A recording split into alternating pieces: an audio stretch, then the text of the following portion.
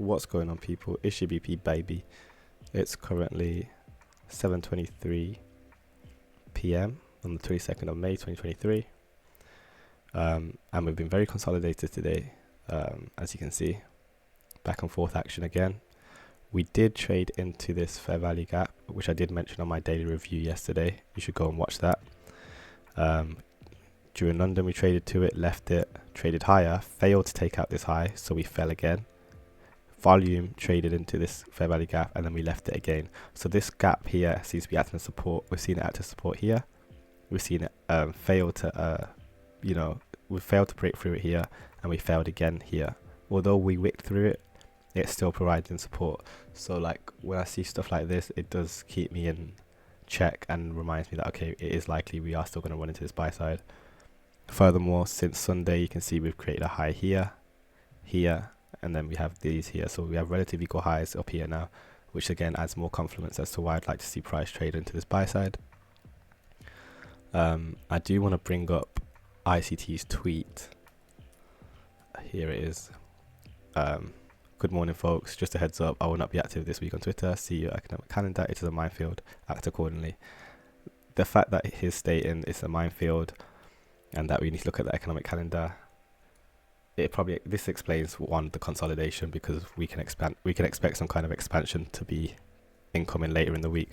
Furthermore, we have inflation rates on for the UK year on year, so this is a big this should be a big news driver, which is going to push price either higher or lower significantly. So Wednesday's going to be interesting. But yeah, Monday's been pretty boring, as you can see. Just like I said, back and forth price action, very consolidated. We're staying within this range, so we can mark out the 50% of that and see where we are. But again, if you watch my weekly review, which I posted yesterday, you'll understand my bias, what I'm expecting for the week, and that's pretty much stayed exactly the same. So there's not really much more for me to say, because we haven't exactly done much today. But I'll just mark out the 50% of this range that we're currently in, and you can see how we're just trading around it. What I'd wanted for me to definitely be happy to see buy side, I want to see us trade above this 50% level. I'm going to make that red, come back, touch it, and then leave it and trade into the buy side. That's what I'd like to see. However, again, because of how consolidated we are right now, it's better we just wait for some form of expansion, which probably won't happen until tomorrow anyway. So I'm just going to keep it pretty neutral for now. But yeah, other than that, price action today, it hasn't really been anything extravagant. I mean, I did actually want to point out this as well, though. You can see that this dashed line, if again, this is from my last video, but that's the last time I'm going to say that. But this dashed line is the 50% level of last week's range, and you can see how we traded right to it, and as soon as we hit it, we turned around. And this is what I mean by why the 50% level, open, close, and 50% of ranges are so important, because again, price has referred to this, and as soon as we touched it, look what happened. We broke down and we traded back towards this low. So this is why I left it marked out, because I wanted to see how price responded to it, and we can see it responded bearishly towards it, which means again, when we do end up trading above there again, if I want to see higher, if I want it to trade into buy side liquidity, which I do, I'd like to see it aggressively trade through this level. If it starts to tick around and start to consolidate around it, it's likely it's probably going to break down, just like it did here, just like it did here, just like it did here, just like it practically did when it wicked through here. But like, this is again the 50% level of last week's range is still relevant.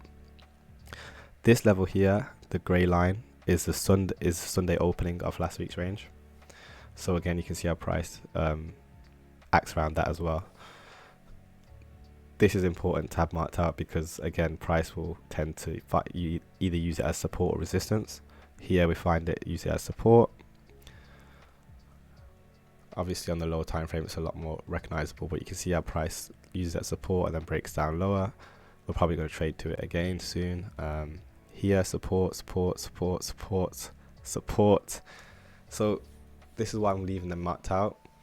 I have also got a template for new week opening gaps, So these are the new week opening gaps, so we can actually see where we're traded. I'll drop down to the 1 hour, and you can see that today we traded down, and volume traded down into new week opening gaps from back in April, Sunday the 9th of April and Sunday the 16th of April.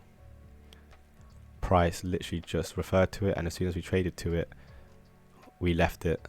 So now I'm expecting us to come to here and find resistance. So I'm expecting some kind of, when we see price doing this, it's likely to be consolidated in this before we expand out.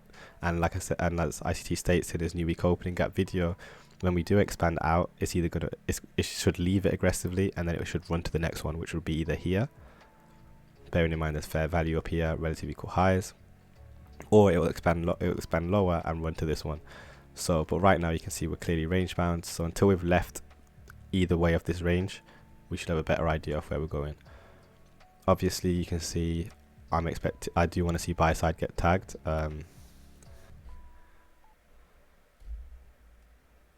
Right, so I was saying I do want to see this buy side liquidity get tagged, but after seeing those ranges in terms of the Sunday openings, it is perfectly possible that buy side that price might not even reach up to here. It could run into here and maybe into these highs as well, into this fair value gap. The only thing that was stopping me from expecting price to return to that level genuinely was the range that we're in, because we can see that in this total range from this high to this low, 50% here. So I didn't really want price to trade back above 50%. However, it's perfectly possible that we might expand and run towards this level. But again, right now, genuinely, price is, as you can see, consolidated. I don't want to say too much, and we have a lot of news releases this week. So it's just good to keep these things in mind, though. Again, you guys go in your charts yourself, look at these levels yourself. I am going to clean up my charts because this is from my Sunday review. Weekly review. And now I've got my eyes on buy side here, here, and here. I reckon if it takes out this buy side and comes back and finds support here, it's likely to run up into this buy side and then into these levels here. But we'll cross that bridge when we come to it. Again, it's perfectly possible we might break lower. There's a massive volume imbalance. This is a daily imbalance I've marked out from here. We've only traded through it on the upside, so it'd be nice to see some downside trading happen down here. But yeah, it's just a matter of waiting, really. So that's all from me. Yes, today's video seemed a bit inconclusive, but that's genuinely because the markets, as you can see, we're building buy side liquidity on both sides. Sell side here, buy side there. It's just a matter of time at this point and seeing how the algorithm uses the news drivers in order to push or lower price. This has been GBP Baby, and I'll catch you in the next one. Peace.